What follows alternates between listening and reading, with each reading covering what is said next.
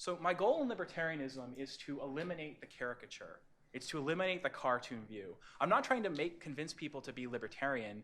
I'm just trying to make libertarianism seem reasonable to skeptics. I also want to show that there is a diversity of thought within libertarianism. It's not all one thing. There's what I call classical liberals, what I call hard libertarians, what I call neoclassical liberals.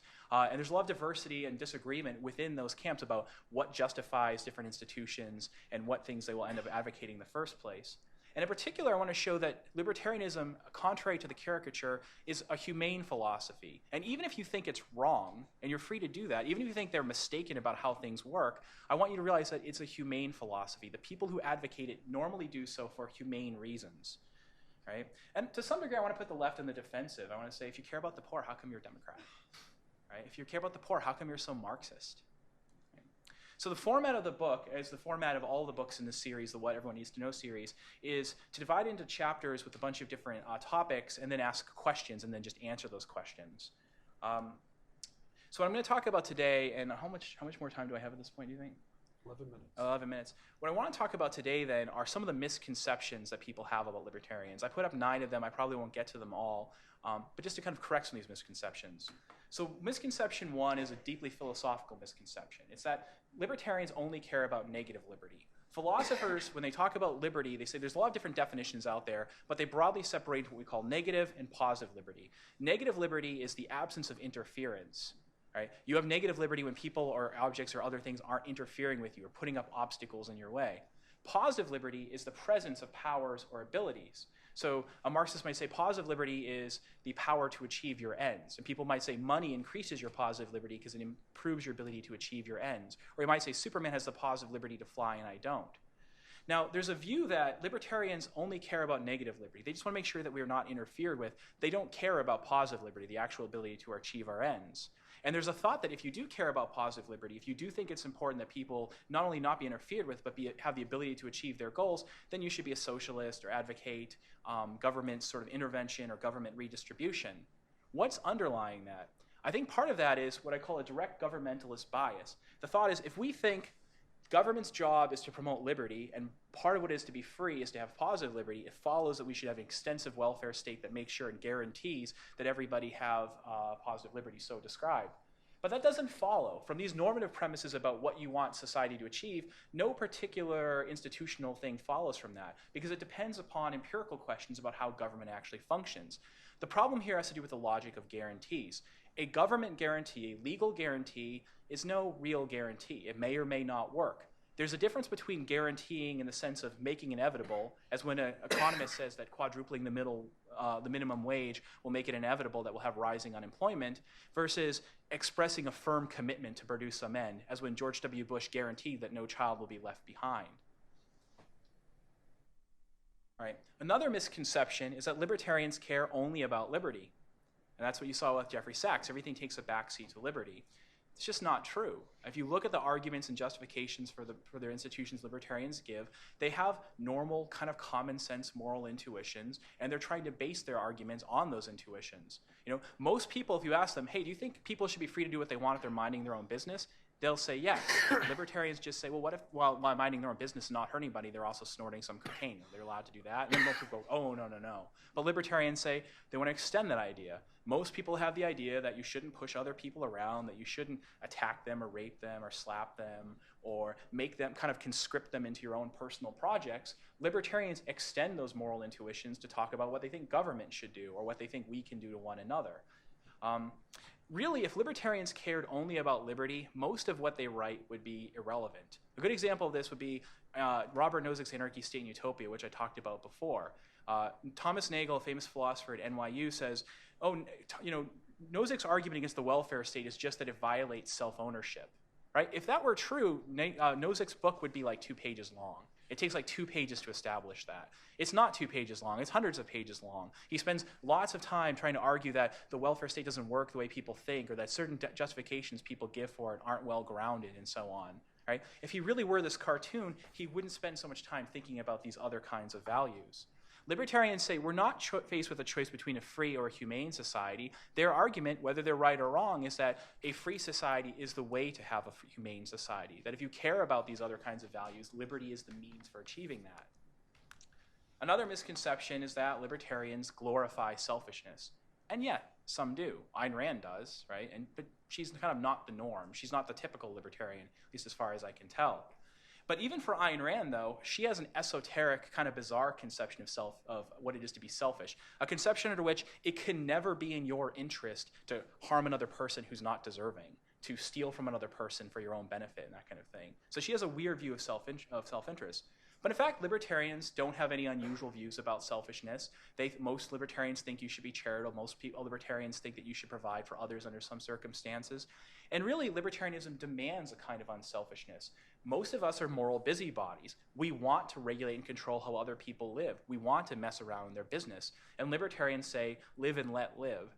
Now, critics of liberal philosophy in general, not just libertarianism, often say, that's not such an undemanding thing. Like, you're just saying live and let live. How can that be an ideal? The thing is, it's extremely demanding. Most people don't want to live and let live. It's very hard for people to let go. So in fact, when you say live and let live, you're asking people to do something that the overwhelming majority of them don't want to do. Another misconception is that libertarians are unusually selfish. That's what Benson, a former speechwriter for George W. Bush, said, libertarians become libertarian as adolescents because adolescents are self-centered and selfish, and it's a selfish, self-centered philosophy. Like, well, where's the evidence, right? In principle, psychologists could study this and test this to see if libertarians are unusually selfish, and as far as they have, there's just not any evidence that they are any different. I think what's going on here is that people, especially all those on the left, often assume that their preferred institutional arrangements are the only sensible expression of benevolence, right? And some people have claimed that people who support free markets provide more for charity than people who don't, and some of that research is controversial, and it may or may not be true. But when you see that, like, I for one give more to charity than most of my friends on the left, and when I ask them why they don't give more to charity, they'll often say, and perhaps they're being honest, that they think that charities don't work. Now, when I say that, I don't go, oh, you must be unusually selfish in response. I say, I can see what you mean. You're not willing to throw money at a cure that you think won't actually fix the disease. You regard it as a false cure, and you're not willing to throw money at it. That's perfectly sensible if it's true. But now that I'm being kind of nice to you about that, you might in turn be nice to other people who don't advocate some of the institutions you advocate. If libertarians aren't willing to throw money at certain things the left regards as a cure, but libertarians regard as a false cure, that doesn't mean they don't care about the disease. Besides, advocacy is cheap. If I were to come out here today and say, I advocate having 90% tax rates on everybody who makes over $100,000 a year, that doesn't actually increase my taxes, right? It doesn't actually make a difference in what I pay. Advocacy is nothing. Talk is cheap. To say that, when you advocate a certain position, you can get the warm glow of that position without ever actually incurring a cost upon yourself. Along with this, we might ask, does exposure to markets actually make us more selfish? And I'm not going to spend a lot of time on this, but people have done experiments on this, and the answer is no. In fact, economists like to play games where people get the opportunity to cheat one another or lie for real money, and what they find is the single greatest predictor that you will be cooperative and not be a cheater in these games is how market-oriented your society is. The more market-oriented your society, the more cooperative you are. Why? Because people from market societies are used to putting themselves into one another's shoes and used to having to make deals and cooperate with others. Another misconception is that libertarians are just out to help big business. Critics say that libertarianism is freedom for the rich, freedom for corporations, and servility and servitude for everybody else. Right? Really? Libertarians are the most vocal critics of corporate subsidies, corporate privileges, special contracts, and corporate welfare. Public choice economics, the part of branch of economics that deals with this, is predominantly composed of libertarians. Libertarians are the ones saying, let General Motors die. Right? I think we should reverse this. My view is that I want to say to the left, look, corporatism is your fault. Like, you, the left, the progressive left, have actually held a lot of power in the United States in the past 100 years. And when you get this power, what you do is do things that help corporations seize power and control other people. Right? When you have a political system that can choose winners and losers in the economy, the well-connected and the rich are going to take advantage of that and be the winners. I think through the Democratic Party, corporations and the financial elite capture power for themselves. To see how this might work, imagine a magical world, this is an analogy, a magical world in which there's a crime problem, a problem with violent crime. But in this world, whenever you give more guns to the police, the criminals in turn seize those guns from the police and use them against them and everybody else. In that kind of world whenever you give more guns to the police, the criminals take them, you wouldn't want to arm the police more. arming the police would be the same thing as arming the criminals. I think that when it comes to corporate power, we live in that kind of world. And I'm not going to try to prove this to you today, but when we try to increase government control over the economy, corporations in turn seize that for themselves, right? So the debate here is we see the problem of crony capitalism, and the left says corporations have too much power, so let's increase government power over corporations. Seems sensible, but it might backfire if we live in that world where it might be exactly the opposite thing to do. Libertarians say corporations have too much power, let's decrease government power over corporations. All right, I'm going to skip ahead to a couple other things.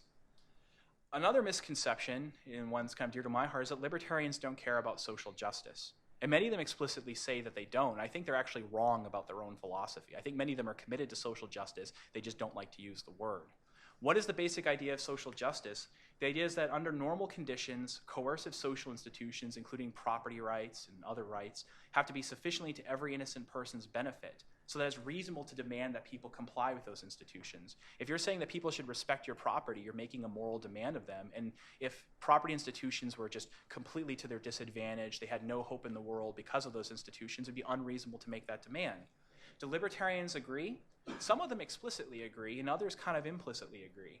I mean, Adam Smith in The Wealth of Nations forever changed economic analysis because he said that the way you measure the wealth of nations is not by looking at the size of the king's treasury, but by looking at the opportunities available to the common person and how full his children's stomachs are. Right? Why would libertarians focus on arguing that free markets work and are good for the poor and so on if they didn't actually think it mattered from a moral point of view? Why bother argue the welfare state doesn't work if you really are just this cartoon self-ownership person who thinks the only thing wrong with it is that it violates libertarian absolute property rights in the self? I mean, even Ayn Rand of all people acts like this. Ayn Rand goes out of her way in Atlas Shrugged to try to show that, look, under these kinds of bad institutions, her superhuman, super genius people, they come out okay, they're fine, but it's the weak people, the small people who really get hurt in the end. Right? If she didn't care about that, why would she even bother say that? Is it just a little like, oh, you the left care about this, I don't, they could be crushed for all I care? I don't think so. I think it's because most libertarians actually do care about the poor, and they actually do care about social justice. I think the difference here is, libertarians think that when it comes to escaping poverty, if you really want to make sure that the poor do well, the important thing is to make sure these lines keep going up, is to keep making sure that we have more economic opportunity. The idea is, if you want to make sure that the poor are doing well, you want to make it so that everyone is so rich that they can always walk away from a bad deal. And that's the thing that really matters in the long run. All right. I'm going to end with one last misconception, and I think it's an important one that libertarians get away from because I think it really harms their cause. And that's the misconception that the USA is the most libertarian country. Now, in terms of people who are explicitly self-identified as libertarians, yes, the USA is the most libertarian in that sense. In the sense of using the most libertarian rhetoric, the USA is the most libertarian in that sense. But talking the libertarian talk is not walking the libertarian walk. Right? So a number of different institutes have tried to measure economic freedom and civil liberties. When they try to measure economic freedom, they tend to find the US is not really all that high. The Fraser Institute recently did just a couple months ago, put out its new rankings, and the US is only in the top 20. I mean, so it's only like number 18 when it comes to total economic freedom, far behind Denmark and Ireland and others. Even the country of Denmark, which we often in the US call socialist, one of those socialist Scandinavian countries, on almost every measure, business freedom, investment freedom, financial freedom, labor freedom, and so on, it trounces the US. It's getting scores in the 90s, and the Heritage Institute gives them similar scores. The US is getting scores in the 70s. It really gets dinged because it has a well-functioning welfare state. But I think you should separate the idea of the administrative state, which controls everything in the economy, from the social insurance state, which provides social insurance. And really, for libertarians, it's the former that's really, really bad from their point of view. That's the thing that's really interfering with people's ability to be responsible self-owners. Some of them are kind of amenable to the welfare state, at least if it works, and it does seem to work very well in Denmark. When it comes to civil liberties, you can say it's the same kind of thing. I mean, the US has had some progress. I mean, a couple states just legalized marijuana. A number of states just legalize same-sex marriage. But there's also a lot of things we do that are very bad from a civil liberties point of view. I mean, we claim the right to assassinate citizens without due process. We bomb innocent Pakistani children in the name of a war on terror and so on. The reason it's important to say the US is not the most libertarian country from a libertarian point of view is you don't get stuck having to apologize for all the bad things that the U.S. does. And there's often a tactic, a rhetorical tactic, to say, look, there's this bad stuff going on in the U.S. The U.S. is the most libertarian, therefore libertarianism is awful. But really, like Canada, Switzerland, Denmark, Australia, New Zealand, these are much more libertarian countries than the United States. So from a libertarian point of view, you should be celebrating their successes rather than trying to apologize for all the bad stuff America does as if it's libertarianism's fault. All right, so thank you very much.